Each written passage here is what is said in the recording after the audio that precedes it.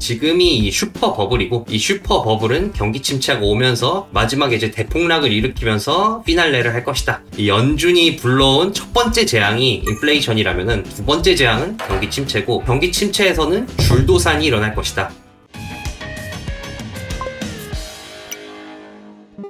안녕하세요, 이호석입니다. 오늘은 포르투갈과의 경기를 1시간 앞두고 에릭을 모셨습니다. 안녕하세요. 네, 안녕하세요. 네, 포르투갈 경기를 지금 1시간여 앞두고 있는 상황인데 우리는 열심히 이렇게 공부를 하고 있습니다. 그동안 에릭이 계속 얘기해 주실 때는 인물 중심으로 이 사람이 무슨 얘기를 했다라고 얘기를 했는데, 오늘은 조금 바꿔봤어요. 그러니까 주제를 먼저 정하고 이런 식으로 얘기하는 사람들을 모아봤는데 주제가 좀 흥미롭습니다. 돌이킬 수 없는 침체가 온다고 하는 사람들을 모아봤는데 어떤 분들이 있는지 한번 들어보죠. 네, 말씀해 주신 대로 주제를 중심으로 가져왔고요. 지금 제가 구루들을 보면은 보통 파가 세 가지로 나뉩니다. 앞으로 매크로를 전망을 할 때. 우선은 이제 인플레이션이 잡히고 이제 침체가 안 온다.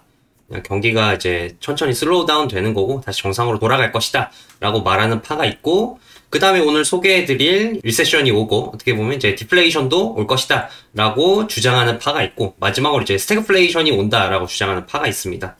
오늘 그 중에서는 이제 두 번째 파, 이 침체파를 소개를 해드리려고 이렇게 제가 묶어서 가져와 봤습니다. 네네. 네, 이 침체파들의 주인공은 우선 폴 튜더 존스라고 굉장히 또 이 레전드 트레이더가 있거든요. 네. 자세한 소개는 이제 뒤에 다 소개를 해드릴 거고, 그다음에 또 이제 이 슈퍼 버블 감별사로 유명한 제레미 그랜섬이 있고, 그리고 한국에서는 꽤나 유명한 이제 매니저죠. 이제 캐시 우드도 이 침체파에 속하고 있습니다. 그리고 이 마지막 분은 꽤 좀 이제 생소하실 텐데, 채권계에 아마 제야의 숨은 고수 정도로 표현을 할 수 있을 것 같습니다. 그래서 저희 회사의 로저는 이분을 또 채권 왕으로 뽑기도 했는데, 이 레이시 헌트가 이제 이 침체파의 멤버들이고요. 그 외에 이제 스캇 마이너드라든지 건들락도 침체를 주장하긴 합니다만, 이제 스캇 마이너드는 저번에 소개해드렸기 때문에 이번에는 제외를 했다는 점 말씀드리겠습니다. 제목이 침체의 내 기사야. 네, 알겠습니다. 네, 우선 소개를 해드리자면은 캐시 우드 같은 경우에는 침체가 오는데, 지금 침체가 나쁜 것만이 아니다.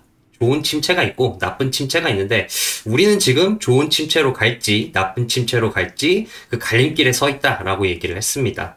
폴 튜더 존스 같은 경우에는 앞으로 전형적인 이 침체 패턴으로 들어가면서 앞으로 꽤나 이제 역사에서 봐왔던 전형적인 아주 교과서적인 침체 패턴대로 흘러갈 것이다 라고 얘기를 했고요.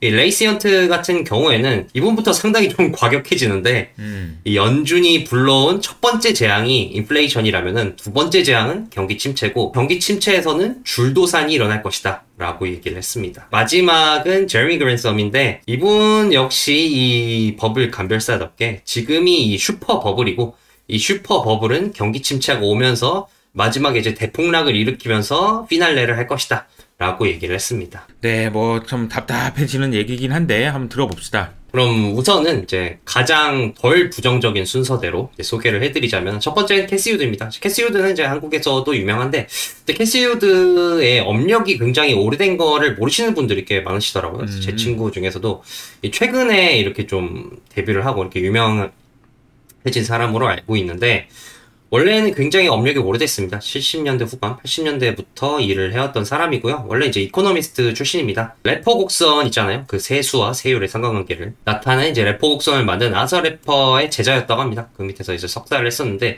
이 래퍼 인터뷰를 보니까 자기 제자 중에서도 굉장히 똑똑해서 지금까지도 기억에 남는 제자다라고 얘기를 한 바가 있습니다. 그리고 캐시 우드 같은 경우는 본격적으로 이제 금융계의 이름을 날리기 시작한 게 이 80년대에 인플레이션과 금리가 이제 피크아웃을 했다. 정점을 찍었고 이제 떨어질 것이다 라고 예측을 했거든요. 근데 그 당시에 이제 이 살로몬 브라더스라고 굉장히 또 그때 당시 굉장히 큰 투자은행이 있지 않았습니까? 그 살로몬 브라더스의 헨리 카우프만이라고 그때 당시 거의 뭐 엄청난 기라성 같은 이코노미스트가 있었는데, 이 이코노미스트와 이제 설전을 벌였다고 합니다. 인플레나 금리가 피크아웃 했냐 안 했냐. 근데 결정적으로 이 신인이었던 캐시 우드가 맞추게 됨으로써 금융계 이름을 날렸고요. 그리고 또 제가 지금 소개해드린 구루 중에서는 아마 가장 빠르게 이제 침체와 디플레이션 콜을 하지 않았나라고 저는 알고 있습니다. 보통 이 캐시 우드는 그러니까 20년 말, 21년 초 이때부터 뭐 인플레이션이 온다 안 온다, 인플레이션이 일시적일 것이다, 뭐 길게 갈 것이다 이런 논쟁이 있을 때부터 무슨 인플레이션이야, 디플레이션이야 라고 했을 정도로 굉장히 또 빠르게 디플레이션 콜을 했었습니다. 네. 근데 이게 55년생이 맞다면 정말 동안이시네요. 굉장히 동안이고 이제 밑에 사진이 캐시 휴드의 젊었을 적 사진이거든요. 아, 이 정말요? 네, 이게 굉장히 또 해외 커뮤니티에서도 굉장히 화제가 됐습니다. 캐시 휴드가 젊었을 때 이렇게 미니였냐라고 하면서 굉장히 화제가 된 일이 또 있었습니다. 그러게요. 요즘에 사실 이제 성과가 좋지 않아가지고 많이 이제 비판도 많이 받고 그러시는데 어쨌든 이분이 어떤 이야기를 했는지 좀 정리해볼까요? 우선 캐시 휴드가 이제 이 디플레이션 콜을 한 이유는 뭐 원자재 가격이라든지 뭐 PMI라든지 M2 증가율이 모두 급격하게 하락을 하고 있다. 그러니까 이제 경기 선행 지수들이 모두 하락을 하고 있으므로 이건 뭐 디플레이션이라고 안 볼 수가 없다라고 얘기를 했고요. 근데 캐시휴드 항상 이제 재고를 굉장히 중요하게 생각하는데 재고가 지금 너무나도 많은 상황이다. 그래서 요즘 보면은 월마트 가면은 재고가 너무 많아서 뭐 40%, 50% 세일까지도 이렇게 하고 있다. 그렇기 때문에 이렇게 재고가 많이 쌓여가는 상황이라서 크리스마스 때 가면은 이 엄청난 떨이 세일들이 많이 나와서 이때 크리스마스 선물을 꽤나 싸게 살 수 있을 것이다 라고 얘기를 했었습니다. 아, 이게 크리스마스를 기대하라는 게 물건을 싸게 살 수 있다라는 말이군요. 네, 뭐 이중적인 의미가 있죠. 그러면서 이제 캐시휴드 같은 경우는 이 인플레이션이 당연히 일시적이다라고 얘기를 하면서 20년대와 70년대를 비교를 했거든요. 스카마이더드는 40년대를 이제 가져왔는데 캐시휴드는 그보다 더 앞서서 20년대를 가져왔습니다. 20년대면? 그 뭐야 3.1운동 하던 시절 아니에요? 저 일제강점기 때였죠. 그때는. 그러니까요. 20년대가 이제 이 1차 대전과 스페인 독감이 있던 시기였거든요. 그러니까 전쟁과 전염병, 지금과 좀 흡사하지 않습니까? 근데 그때 당시를 보면은 물가가 정말 그 40년대처럼 급격하게 치솟았다가 또 급격하게 빠지거든요. 그래서 캐시휴드는 지금이 이제 20년대 같은 환경이다. 인플레이션이 급격히 급등했기 때문에 당연히 또 급격하게 빠질 것이다 라고 얘기를 했고, 이 70년대랑 비교하는 건 잘못됐다. 왜 잘못됐냐면은 70년대 인플레이션은 이 60년대 말부터 이 서서히 생긴, 그러니까 10년에 걸쳐서 생긴 인플레이션이기 때문에 굉장히 오래 갔던 거고 지금은 70년대랑 다르다라고 이렇게 얘기를 했습니다. 근데 반대로 생각해보면 지금의 인플레이션도 어떻게 보면 2008년 금융위기 때부터 서서히 생겼어야 되는데 안 생겼던 그런 거라고 볼 수도 있어가지고 어쨌든 조금 20년대랑 비교해봐라. 네, 그리고 그 다음에 하이힐드 같은 경우도 이제 지적을 많이 하거든요. 지금 뭐 하이힐드가 높은 수준이긴 하지만 뭐 경제 상황에 비해서 정말 그렇게 아직 높진 않다. 그래서 하이힐드가 높아져야지 보통 이제 연준이 이걸 보고 피봇을 할 텐데 하이힐드가 사람들이 그렇게 높지 않다. 그렇기 때문에 이거는 침체가 안 오는 거 아니야, 세게 안 오는 거 아니야 라는 이제 지적이 있는데 그거에 대해서도 하이힐드가 지금 원래는 훨씬 더 높은 수준이다. 지금의 하이힐드는 허수다라고 주장을 했습니다. 이 주장한 이유는 이런 겁니다. 이 하이힐드 채권 중에서 이 보통 이제 에너지 기업들이 원래 굉장히 많다. 원래 에너지 기업들이 부채가 많기 때문에 하이힐드에서 에너지 기업들이 대다수 채권에 대다수 비중을 차지를 하고 있는데 근데 이제 올해 에너지 기업이 굉장히 좋았다 보니까 재무 상태가 개선이 되면서 그 에너지 기업 빨로 이제 하이힐드가 그렇게 높진 않은 것이다. 그래서 다른 기업을 보면은 하이힐드가 굉장히 높다라고 이렇게 지적을 한 바가 있습니다. 그러면서 이제 또 이 침체가 안 온다라고 하는 쪽에서는 고용을 또 얘기를 하지 않습니까? 지금 노동시장이 이렇게 탄탄한데 어떻게 침체가 오냐. 캐시휴드는 이 고용 역시도 허수다. 한마디로 지금의 고용이 이렇게 높게 나오고 노동시장이 강하게 보이는 이유는 엔잡러들이 많기 때문이다 라고 얘기를 했습니다. 그러면서 근거를 제시를 했는데 이제 이 가구조사와 비농업 고용지수의 지표를 대조를 한 겁니다. 그러니까 한마디로 일자리 조사를 기업에 가서 한 거랑 이제 가정에 가서 가정 방문해서 한 거랑 요 차이라고 보시면 되는데 기업 조사를 한 이제 비농업 고용 파란색 그래프는 이제 계속해서 우상향을 하고 있는데 가게에서 조사를 한 가구 조사 같은 경우는 이 상승세가 멈췄거든요. 상승을 더 이상 하지 않고 있는데 근데 캐시휴드 이 차이가 왜 나는 거냐? 이 차이는 바로 엔잡러들 때문에 나가는 거다. 기업에 가서 조사를 하면은 예를 들어서 A기업, B기업, C기업에 가서 조사를 하면은 한 사람이 그 세 기업에서 쓰리잡을 뛰고 있다라고 하면은 뭐 한 사람이지만 기업 입장에서는 일자리가 하나씩 잡히기 때문에 일자리 3개가 창출이 됐다라고 이제 잡히지 않습니까? 페이롤 조사에서는. 근데 가구에 가서 물어보면은 제가 투잡 뛰고 있고요. 저희 와이프도 투잡 뛰고 있어요. 그래서 저희 집안에는 4명이 취업을 했습니다라고 얘기하지 않지 않습니까? 그러니까 우리 집안 2명이 취업을 했어요. 이렇게 얘기를 하지. 그렇기 때문에 이제 가구 조사를 보면은 상승을 하지 않는 거는 이렇게 엔잡러들이 많기 때문이라고 본인은 판단한다. 그래서 지금의 노동시장은 엔잡러로 이렇게 과대평가가 되는 것이다 라고 얘기를 했습니다. 아, 저희도 회사에서 이런 얘기 했었잖아요. 엔잡러가 굉장히 클 거다. 그리고 이게 밸류에이션 하기가 어렵다. 과거에 보면은 인도 사람들이 낮에는 애플에서 일하고 저녁에는 구글에서 일하고 이런 게 얼마든지 가능하다 뭐 이런 얘기를 했었는데 야 그런 변화들이 있겠군요. 지금 저희가 이야기하는 동안에 아마 고용지표가 나올 것 같은데 눈으로 보는 것보다도 오히려 더 고용 상황이 좋지 않다라는 주장을 한 거네요. 네, 맞습니다. 그러면서 이제 침체가 오는데 이제 캐시우드의 이제 베이스 시나리오는 침체인데 이거는 좋은 침체다라고 주장을 했습니다. 그러니까 왜 좋은 침체냐? 그러니까 캐시우드 말로는 이 지금의 침체는 기술 혁신이 생겨서 이제 비용을 적게 쓰는 대신 생산효율이 엄청나게 늘어나서 생산성은 굉장히 높아졌다. 그래서 생산성이 엄청나게 높아져서 산출물은, 그러니까 공급은 엄청나게 많은데 그렇게 급격하게 증가한 공급에 수요가 따라가지 못해서 생기는 침체다.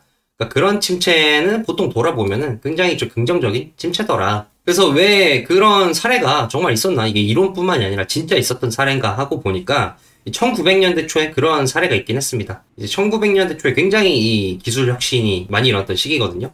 이제 헨리 포드가 컨베이어 벨트 시스템을 발명을 해서 이제 대량 생산을 했고, 라이트 형제가 비행기를 만들고, 그리고 에디슨과 웨스팅하우스가 경쟁을 해서 이제 지금의 송전 시스템을 정립을 하고, 그리고 또 미국 같은 경우는 이민자들이 엄청나게 많이 들어오면서 노동력이 급증을 했습니다. 그래서 이때 당시 보면은 물가 상승률이 마이너스 6%거든요. 그래서 전형적인 디플레이션인데, 근데 실질 성장률을 보면은 8%나 성장을 하고, 오히려 이 시기의 주식을 보면은 실질 연평균 성장률 보면은 이제 거의 2배가 가까이 상승을 했습니다. 그러니까 어떻게 보면 이 시기가 이제 캐시우드가 말하는 좀 긍정적인 침체라고 볼 수 있는데, 근데 지금이 왜 그런 시기냐? 캐시우드의 논리는 지금이 이렇게 1900년대 초에 여러 가지 아까 전에 말씀드린 기술 혁신이 나왔던 것처럼 지금도 그렇다. 지금 같은 경우는 이제 인공지능, 블록체인, 그리고 신재생 에너지, 그리고 로보틱스, 유전자 편집 이 5가지의 거대한 기술들이 서로 융합하고 이러면서 굉장히 큰 기술 혁신을 일으키는 시기이기 때문에 이때랑 비슷하다. 그렇기 때문에 지금의 침체는 좋은 침체일 것이다. 라는 것이 캐시우드의 베이스 시나리오였습니다. 사실 좀 약간 비판적으로 생각해 본다면 캐시우드 저도 좋아하긴 했습니다만 이분이 가지고 계시는 거에 기반한 좋은 쪽으로 해석한 게 아닌가라는 생각이 조금 듭니다. 왜냐하면 물론 뭐 이럴 가능성도 없는 건 아니겠지만 AI, 신재생 아마 이런 쪽으로 투자를 많이 해놓으셨을 거란 말이야. 블록체인도 마찬가지고요. 그래서 그런 기대감이 반영돼 있는 혹시 주장은 아닐까라는 생각이 잠깐 듭니다. 다른 뭐 생산성 지표라든지 이런 거 보면은 네. 지금이 긍정적인 침체가 맞나? 그렇죠. 이게 만약에 이제 그 말씀하셨던 AI, 신재생 이런 것들이 폭발적인 성장을 가져오려면 아무튼 지켜봐야 될 것 같아요. 블록체인도 마찬가지인데 요즘에 이제 FTX를 포함해가지고 많은 사건들이 일어나면서 혁신의 속도가 조금 줄어들 가능성이 좀 있어서 저도 이 부분을 좀 고민하면서 보고 있는 상황인 것 같습니다. 네, 여기까지가 이제 캐시우드의 베이스 시나리오였는데 최근 들어서 한 가지가 더 추가가 됐습니다. 그러니까 이제 나쁜 침체가 될 수도 있다. 좋은 침체가 아니라. 그래서 그 갈림길에 서 있다라는 게 캐시우드의 지금의 이제 주장인데 약간 좀 생각이 좀 달라질 수 있다라는 거네요. 네, 맞습니다. 세계 1차 대전부터 대공황 때까지의 이제 M2 증가율과 물가를 나타낸 거거든요. 그러니까 파란색과 빨간색 막대 그래프가 물가고, 초록색 그래프가 이제 M2 증가율인데, 이때 보시면은 앞서 이제 캐시우드가 말한 것처럼 이 물가가 급격하게 상승을 했다가 급격하게 빠집니다. 근데 이제 이 전후에 무슨 일이 일어났냐? 전후에 다시 물가가 튀니까 캐시우드의 말로는 이때 이 물가가 튀는 걸 보고 이 당시 연준이 굉장히 과격하게 긴축을 했다. 실제로 보면 M2 증가율이 급격하게 빠지거든요. 이러면서 이제 대공황이 왔는데, 지금의 연준도 인플레이션이 일시적인데 이렇게 과격하게 긴축을 하다가 대공황을 불러왔던 것처럼 이렇게 대공황을 불러올 수가 있다. 굉장히 안 좋은 침체를 불러올 수도 있다. 그리고 또 이 통화정책뿐만이 아니라 아까 말했듯이 또 대공황의 주요 원인 중에 하나가 수요 부족이지 않습니까? 공급에 비한 수요의 부족인데, 지금도 이제 캐시우드 말대로라면 기술 혁신으로 공급량이 굉장히 많아진 상황이니까 수요가 부족한 상황이기도 하고, 또 이때 당시 대공황의 주요 원인으로 지적된 게 이제 미국에서 이 굉장히 높은 이제 관세를 부과를 했거든요. 무역보호주의를 주창하는 법이 통과가 돼가지고 거의 뭐 관세가 80%? 평균 80%에 달하는 법이 통과가 됐습니다. 지금 또 이제 미중 갈등부터 시작해서 여러 가지 또 탈세계가 흐르면서 또 관세가 높아질 수 있는 또 그런 이 환경이지 않습니까? 그래서 캐시우드 말로는 여러모로 이때 또 대공황으로 접어든 상황이랑 비슷하기 때문에 지금이 또 자칫 잘못하면 안 좋은 침체로 갈 수 있다라고 얘기를 했습니다. 그렇군요. 그래, 이게 약간 캐시우드도 고민을 많이 하고 있는 흔적이 느껴지네요. 지금 이제 연준 핑계를 대면서 이제 전망을 이럴 수도 있다라는 얘기를 하긴 했습니다만, 어쨌든 상황이 많이 안 좋아질 수 있다라는 가정을 하고 있는 것 같습니다. 네, 맞습니다. 그러면 여기까지가 이제 캐시우드의 주장이었고, 그럼 캐시우드는 이런 환경에서 어떻게 투자를 해야 되냐라고 주장을 하느냐.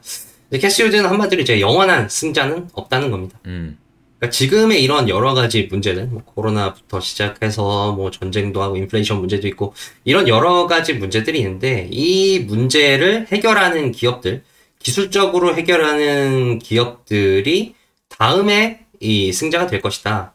그러니까 한마디로 어떤 얘기냐. 그래프를 보시면 연도별로 가장 시가총액 큰 기업들을 이제 나열을 해놨거든요. 근데 이제 보시면 시기마다 기업들이 좀 바뀌죠. 2011년도에는 주로 이런 에너지 기업들이 이 세계에서 가장 큰 기업들이었다가 2016년대쯤 가면 이제 빅테크들이 지배를 하기 시작하거든요. 그러니까 이런 것처럼 이제 캐시우드 같은 경우는 시대가 지나면 승자도 바뀌는데 지금의 빅테크도 내려오고 이제 새로운 승자가 올라갈 텐데 그 승자가 누가 될 거냐? 그 승자는 이제 이 지금의 이 어려움들을 해결하는, 그러니까 앞으로의 기술을 혁신하는 기업들이 승자가 될 거다. 예를 들어서 뭐 코로나가 이렇게 터졌을 때 이 주미 재택 지원을 하게 만드는 그런 기술 혁신으로 코로나로 겪는 우리의 어려움을 해결하고 이랬듯이 이 기간을 겪으면서 지금의 어려움을 기술 혁신으로 해결하는 기업이 다음에 승자가 될 것이다. 자신은 지금 저평가받는 그런 기술주들에 대해서는 롱을 하고 있고 이런 빅테크들에 대해서는 이 뭐 앞으로 내려갈 주식이라고 보기 때문에 숏을 하고 있다라고 이렇게 밝혔습니다. 빅테크들의 자리를 누군가는 대체할 텐데 그 대체할 수 있는 회사들의 가장 큰 특징은 기술이라고 지목해 주신 겁니다. 어쨌든 지금 현재의 문제를 해결하는 회사가 잘 될 거니까요. 네, 맞습니다. 그래서 여기까지가 이제 캐시우드의 전체 주장이었고요. 네. 다음 분은 이제 폴 트위저 존스입니다. 이호석 아카데미에서 처음 소개해드린 분인데 이 트레이딩에 관심 있으신 분들은 이제 다 아실 법한 굉장히 이제 레전드 트레이더 중에 한 명이고요. 운용 자산은 이제 하나로 대략 한 50조가 넘는 자금을 운용을 하고 있고 본인 자산도 거의 10조 원에 가까울 정도로 이제 조만장자 중에 한 명입니다. 이 대표적인 업적으로 이제 블랙 먼데이를 예측을 했습니다. 예측을 해서 숏배팅을 해서 뭐 수익률을 하루 만에 뭐 200% 봤을 정도로 굉장히 또 큰 수익을 본 이제 이력이 있고 그 외에도 이제 이 40년 동안 연평균 수익률이 20%가 될 정도로 정말 어마어마한 이 레코드를 가지고 있습니다. 그리고 이제 저 개인적으로 이제 폴 트위저 존스가 이제 눈에 들어오는 게 이렇게 코로나 이후로 예측 적중률이 굉장히 높습니다. 놀라울 정도로 이제 굉장히 높고 이제 이건 뒤에 좀 소개를 해드릴 것 같고 특이사항으로는 이분이 이제 복싱 챔피언이었습니다. 네, 대학생 때 야마복서였고 이제 대회 나가서 웰터급 챔피언을 차지했을 정도로 이제 또 주먹도 한 주먹 하신다라고 보시면 되겠습니다. 이러고 보니까 좀 권투 잘하게 생기시긴 했네요. 네. 네, 여기 뭐 얼굴 이런 데가 그러니까 여기 목이 네. 좀 두꺼운 것 같아요. 네. 네. 네, 그래서 제가 앞서서 코로나 이후에 적중률이 굉장히 높다라고 얘기를 했는데 실제로 이제 20년 1월에 이제 코로나 얘기가 슬슬 나오고 아직 주가에 반영이 없었을 때 코로나 이거 위험하다. 시장에 굉장히 큰 악영향을 줄 것이다. 라고 예측을 해서 맞췄고요. 또 이제 시장이 바닥을 찍고 조금 반등하던 시기에 지금이 비트코인 사기 굉장히 좋다. 비트코인을 사면 앞으로 큰 수익을 볼 수 있다. 라고 얘기를 해서 또 이것도 역시 맞았죠. 그리고 또 이제 작년 6월부터 10월경에는 인플레이션 콜을 했습니다. 인플레이션이 어마무시하게 높아질 것이고 그래서 본인은 원자재에 올인을 했다. 그래서 원자재가 주식보다 더 잘 나갈 것이다. 오히려 주식은 이 내년도에 금리를 올림으로써 뭐 30% 이상 빠질 것이다. 라고 이렇게 얘기를 한 바가 있습니다. 이것도 역시 맞춘 걸로 보여지고 뭐 틀린 것도 있습니다. 뭐 바이든 당선하면은 뭐 주식 안 좋을 것이다 했는데 뭐 그렇진 않았고 비트코인이 금보다 낮다고 했는데 뭐 수익률로만 보면 금이 아직까지는 코인을 상회를 하고 있습니다.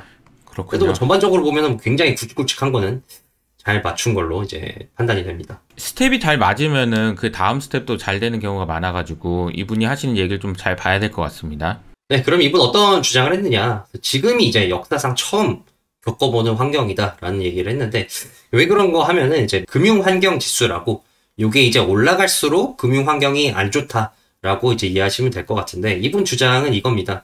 지금 이 금융환경 지수가 급격하게 안 좋아지고 있다. 한마디로 금융환경이 급격하게 안 좋아지고 있는데 근데 역사적으로 봤을 때 이렇게 급속도로 금융환경이 안 좋아질 때를 보면은 연준이 평균 24일 내로 무조건 다 금리를 내렸다. 예외 없이. 거의 한 3주 길어봤자 한 달 내에 무조건 금리를 내렸는데 지금은 이렇게 역사적으로 유례 없이 빠른 속도로 금융환경이 안 좋아지는데 오히려 금리를 올리고 있지 않느냐. 이건 역사상 처음 겪어보는 일이고 이것 때문에 경기가 굉장히 안 좋아지고 침체가 올 것이다 라고 주장을 했습니다. 그러면서 또 이제 쓸 수 있는 무기가 줄어든다라는 식으로 얘기를 했는데 이제 앞으로 우리가 이제 정부 부채 문제에 집중을 하게 될 것이다 라고 얘기를 하면서 이 지금까지 정부 부채가 이제 GDP 대비해서 미국의 부채가 얼마나 있나를 나타낸 건데 이제 최근 들어 정부 부채가 굉장히 높은 수준이지 않습니까? 이렇게 증가하던 시기는 금리가 낮았으니까 별 부담이 없는데 지금 이렇게 금리가 높아져 버리면은 더 이상 부채를 늘릴 수가 없다. 오히려 부채를 줄여야 되는 상황인데 근데 경기 침체가 오면은 재정 확장을 해가지고 돈을 풀어서 경기를 부양시켜야 되는데 아니 오히려 지금 이 금리가 높아서 금리는 높고 부채가 많아서 정부 입장에서는 긴축을 해야 되네? 이러니까 지금 쓸 수 있는 무기가 줄어들기 때문에 이 침체가 오지 않을 수가 없다라고 또 주장을 하게 됐습니다.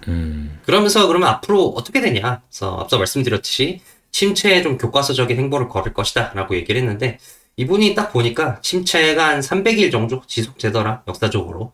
그리고 주식은 한 평균 10% 정도 하락을 하더라. 그래서 이런 패턴을 이제 따라가지 않을까라고 얘기를 했고 10%면은 지금보다 더 많이 빠진다는 얘기겠죠? 네, 지금에부터 또 10%가 빠진다 이런 얘기입니다. 그래서 이제 기간 프리미엄이라고 하죠. 그러니까 한마디로 이제 만기를 고려한 수익률. 내가 만기에 이 정도 수익은 봐야지 투자를 하지라는 기준 정도로 생각하시면 될 것 같은데 이게 올라가서 주식과 채권이 앞으로 계속해서 빠질 거고 그럼 주식 반등은 언제가 되냐? 이제 주식이 반등하는 것보다는 단기 금리의 하락이 먼저 선행이 되더라. 하락장을 보면은.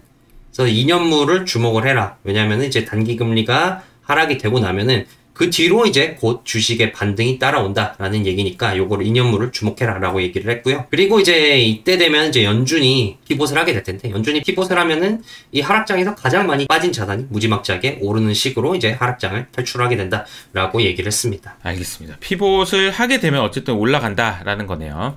네. 그래서 폴 트리저 존스 같은 경우는 그럼 이런 시기에는 어떻게 투자를 해야 되냐. 폴 트리저 존스 같은 경우는 올해 초에 이렇게 변동성이 확대가 된 시기에는 추세 추종을 해야 된다라고 얘기를 했습니다. 그래서 근데 모르시는 분이 있을 수 있어서 추세 추종이라는 게 뭘까요? 추세 추종이 한마디로 생각하면 이제 여러 흐름이 있습니다. 가격의 흐름을 따라간다라고 보시면 될 것 같습니다. 그러니까 시장이 상승 추세일 때는 따라가다가 시장이 이제 변곡점이 걸려가지고 다시 하락을 할 것 같네. 요때는 이제 발을 빼는 이런 식의 투자를 이제 추세 추종이라고 합니다.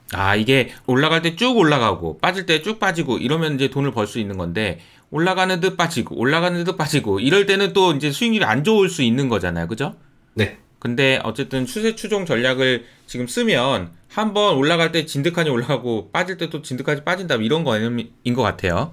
네, 맞습니다. 그리고 테일 리스크를 최소화한다라는 거는 지금 현재 상황에서 여러 가지 위기가 올 수 있으니 이런 위기에도 대비해야 된다 이런 의미로 해석되는데 맞나요? 네, 맞습니다. 저번에 스크 마이너 때도 말씀드렸듯이 언제 어디서 어떤 리스크가 터질지 모르기 때문에 이런 리스크에 대비를 해야 되고 본인도 거기 리스크 대비하는데 가장 주력을 하고 있다라고 밝혔습니다. 네, 알겠습니다. 그리고 다음 페이지로 넘어가시죠.